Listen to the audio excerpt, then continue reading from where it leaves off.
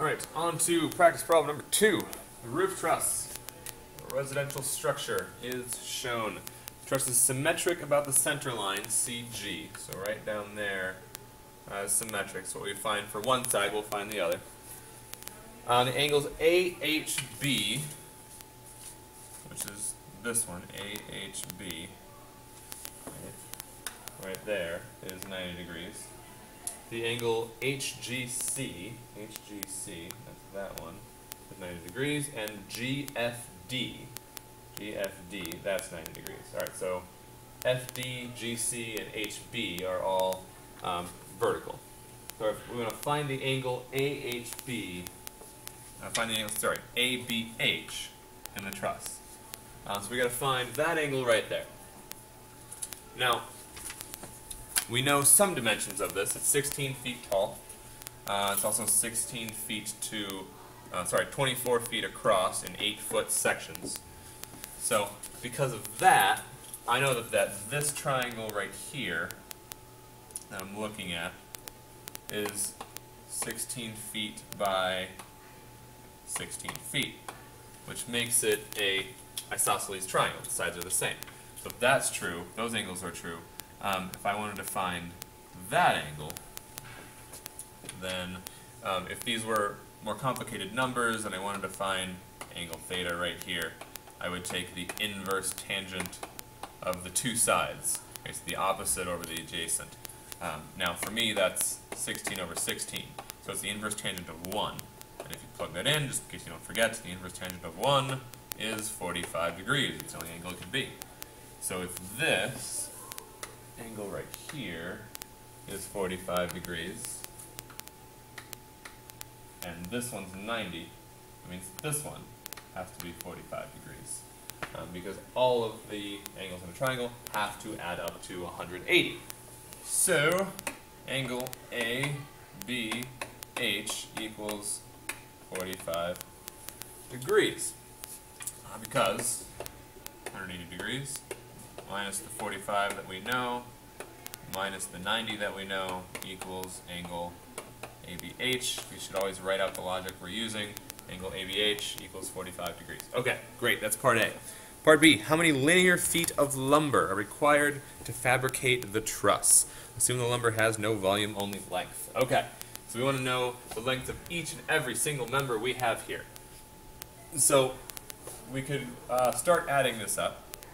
If we have the largest sections here, let's take the vertical sections.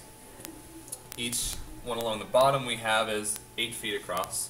So from A to E, the segment A to E is 8 feet times 4, or 8 feet times 4, or 32 feet. So there's that right there.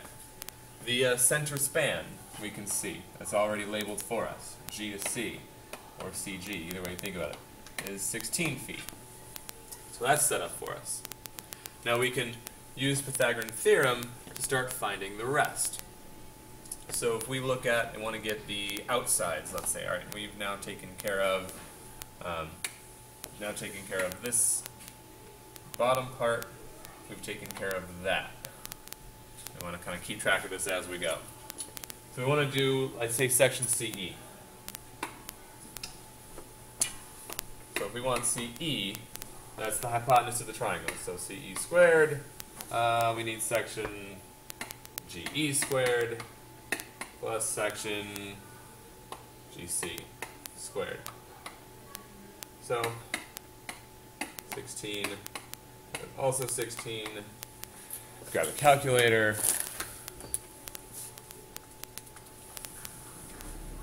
16 times 16 gives me 256. 2 of those. 512. Careful, you're not done. You need the square root of that. And as soon as I find the square root button on this calculator, there it is.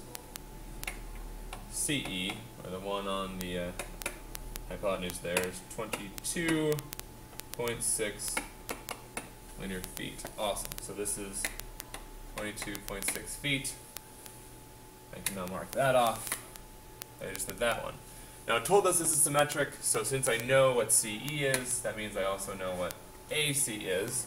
Write that down too. Since that's true, AC is also 22.6 feet. And what's left? Okay. So we have 45-degree angles in the corners. We knew that. So we can find BH. Since it's 45 degrees and 45 degrees, it's an isosceles triangle.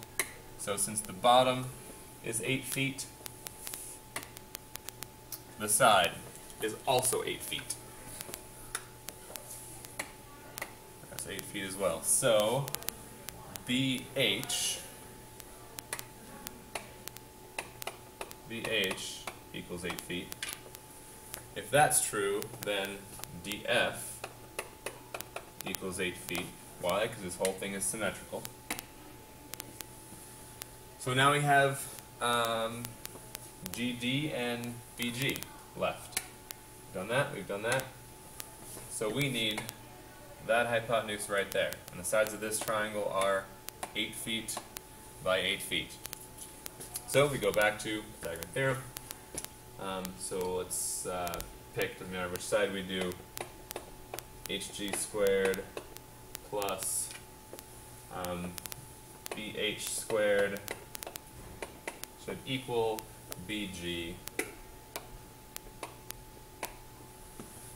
squared. So 8 squared plus 8 squared equals bg squared. That is 64 plus 64, 128 equals GB or BG squared.